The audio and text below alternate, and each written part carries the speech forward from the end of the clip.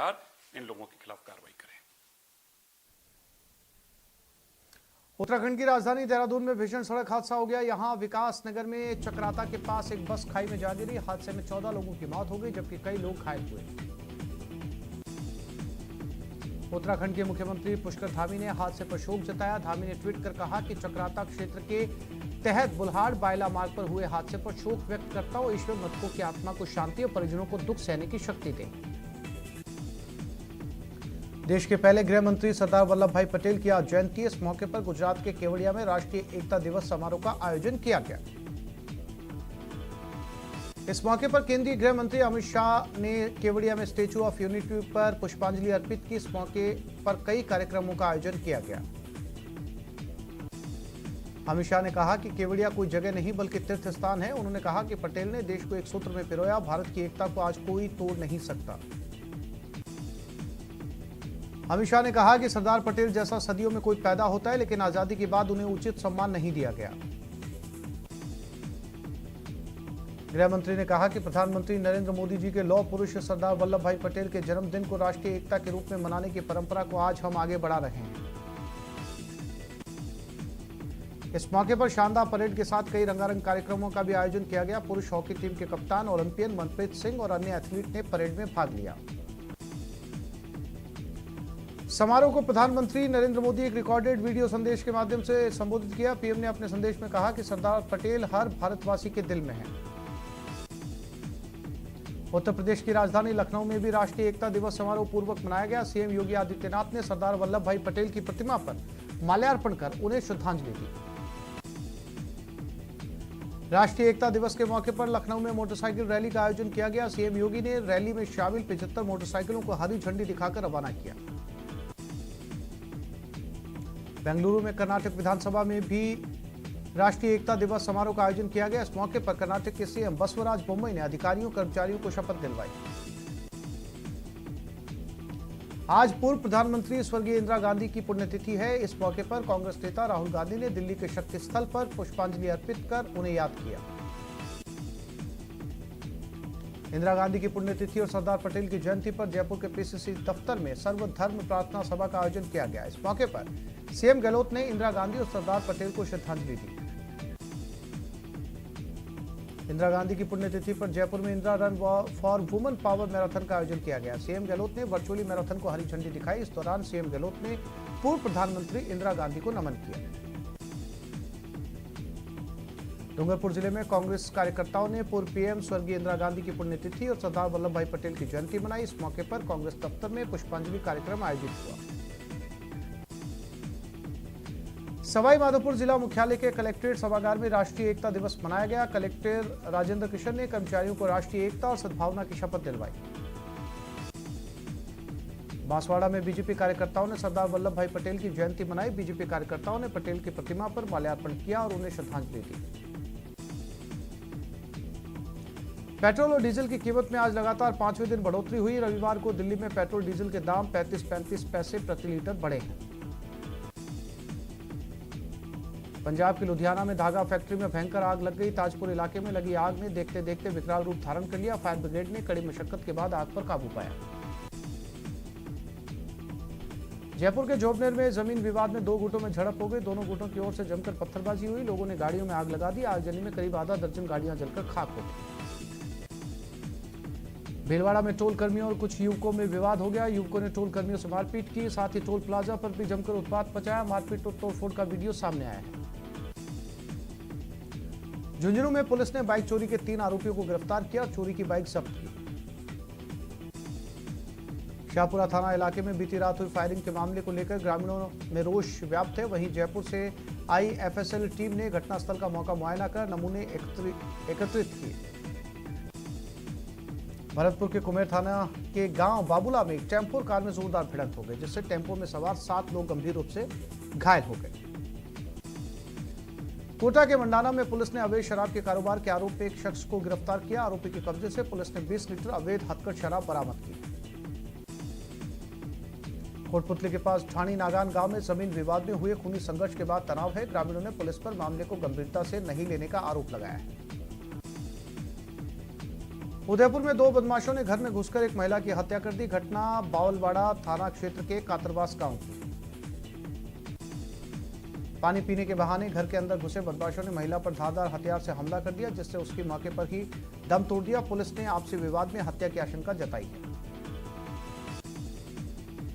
जयपुर के जोबनेर में जमीन विवाद में दो गुटों में झड़प हो गई। दोनों गुटों की ओर से जमकर पत्थरबाजी हुई। लोगों ने गाड़ियों में आग लगा दी। आगजनी में करीब आधा दर्जन गाड़ियां जलकर राख हो गई।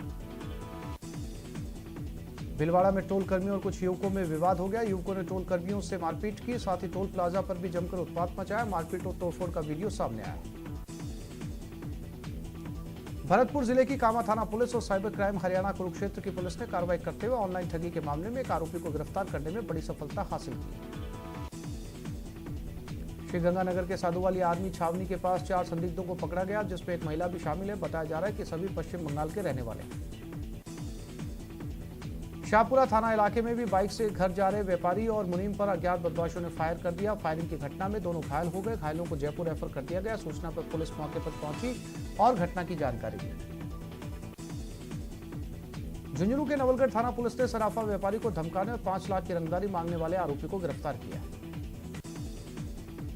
चूरू में ऑटो टिपर और बाइक की भिड़ंत का सीसीटीवी फुटेज सामने आया। सीसीटीवी फुटेज से पुलिस आरोपी ऑटो टिपर ड्राइवर की पहचान कर पाई और केस दर्ज कर लिया है। बता दें कि इस हादसे में मेडिकल छात्र की मौत हो गई थी।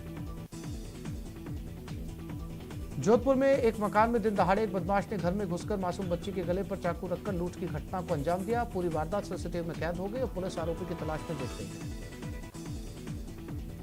भरतपुर जिले की कामा थाना पुलिस और हरियाणा के कुरुक्षेत्र की पुलिस ने ऑनलाइन ठगी के एक आरोपी को गिरफ्तार करने में सफलता हासिल की है। राजसमंद के कुंभलगढ़ में एक दर्दनाक हादसा हो गया। यहां कुएं से सिंचाई करने के दौरान रहट में फंसने से किसान की मौत हो गई। बांसवाड़ा जिले के गढ़ी थाना इलाके में धार्मिक ध्वज को लेकर हुए बवाल में युवक की हत्या के बाद तनाव है। मामले में बीजेपी के महिला मोर्चा ने प्रदर्शन किया और कलेक्टर को ज्ञापन सौंपा। उन्होंने दोषियों को फांसी सजा देने की मांग की। अलवर के उप जिला प्रमुख पद के लिए 2 नामांकन दाखिल हुए। कांग्रेस से ललिता मीणा और बीजेपी के वेद प्रकाश ने उप जिला प्रमुख पद के लिए नामांकन दाखिल किया है। रेलवे प्रशासन ने कोहरे के मौसम में एहतियात के तौर पर कई ट्रेनों को एक सीमित अवधि के लिए रद्द करने का निर्णय लिया है। दीपावली पर झुंझुनू कलेक्टर के धारा 144 लगाने के आदेश पर बीजेपी ने विरोध दर्ज करवाया। बीजेपी जिला अध्यक्ष पवन मावंडिया ने इसे तुगलकी आदेश बताया है।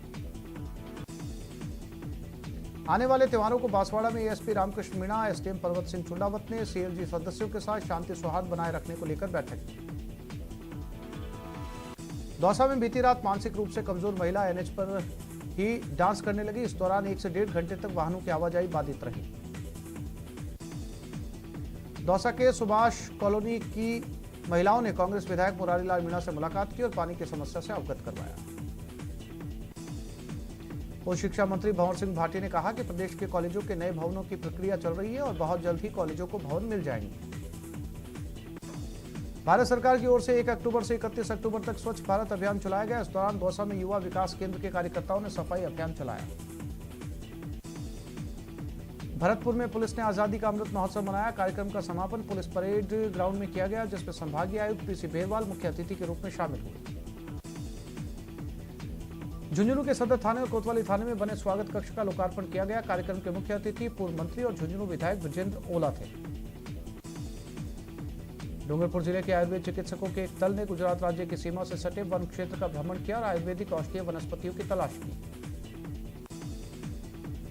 उदयपुर गोल्ड एसोसिएशन की ओर से व्हील चेयर वितरण का कार्यक्रम आयोजित किया गया। कार्यक्रम में एसोसिएशन के अध्यक्ष गजेंद्र सोनी ने अतिथियों का माला पहनाकर स्वागत किया। लखनऊ में बंदरों का आतंक बढ़ता जा रहा है। यहां तक कि कई स्टेशनों पर भी बंदर लोगों को परेशान कर रहे हैं। ऐसे में लखनऊ मेट्रो के स्टेशनों पर बंदरों को भगाने के लिए लंगूर के कटआउट्स लगाए गए। दिवाली को लेकर बाजारों में खासी रौनक देखी जा रही है। सराफा बाजारों में भी ग्राहकों की भीड़ नजर आ रही है। गुजरात के सूरत में बड़ी संख्या में लोग गहनों की खरीदारी में जुटे। अयोध्या के 5वें दीपोत्सव की भव्य तैयारियां जोरों पर है। इस मौके पर राम की पौड़ी में चल रही तैयारियों का अयोध्या के लिए डीएम नीतीश कुमार ने जायजा लिया। श्रीनगर में पर्यटन को बढ़ावा देने के लिए पहली बार दर्शकों के लिए कल रात डल झील पर ओपन एयर फ्लोटिंग थिएटर और लेजर लाइट शो का आयोजन किया गया। जम्मू कश्मीर पर्यटन विभाग ने एक निजी थिएटर समूह के साथ मिलकर डल में तैरता थिएटर बनवाया, जिसमें फ्लोटिंग बोट के साथ 4 बड़ी स्क्रीन लगवाई गई। एशिया में अपने तरह का इकलौता अनोखा तैरता थिएटर है, जहां सुंदर लाइट से सजे शिकारे एक अलग आनंद दे रहे हैं। पहले दिन यहां शम्मी कपूर और शर्मिला टैगोर की कश्मीर की कली दिखाई गई।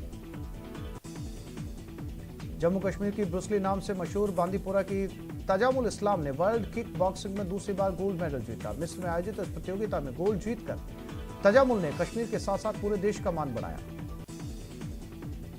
पूर्व हॉकी खिलाड़ी और पंजाब सरकार में मंत्री सरदार प्रगट सिंह ने एक बार फिर हॉकी में हाथ आजमाए। उन्होंने जालंधर में हॉकी खेली और पुरानी यादों को ताजा किया। 2020 वर्ल्ड कप में आज टीम इंडिया का सामना न्यूजीलैंड से होगा। दोनों टीमों को अपने अपने पहले मैच में पाकिस्तान से हार झेलनी पड़ी है, लिहाजा यह मुकाबला हर तरीके से क्वार्टर फाइनल सरीखा बन गया है। जीतने वाली टीम के लिए सेमीफाइनल की राह आसान हो जाएगी, वहीं हारने वाली टीम के लिए अंतिम 4 में पहुंचना काफी मुश्किल हो जाएगा।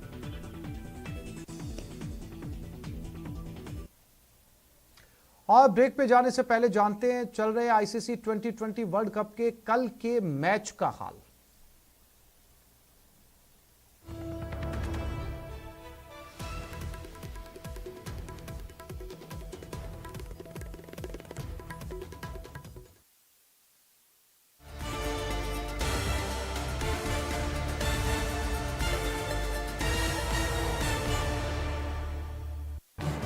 इस न्यूज हेडलाइंस के प्रायोजक पेट सफा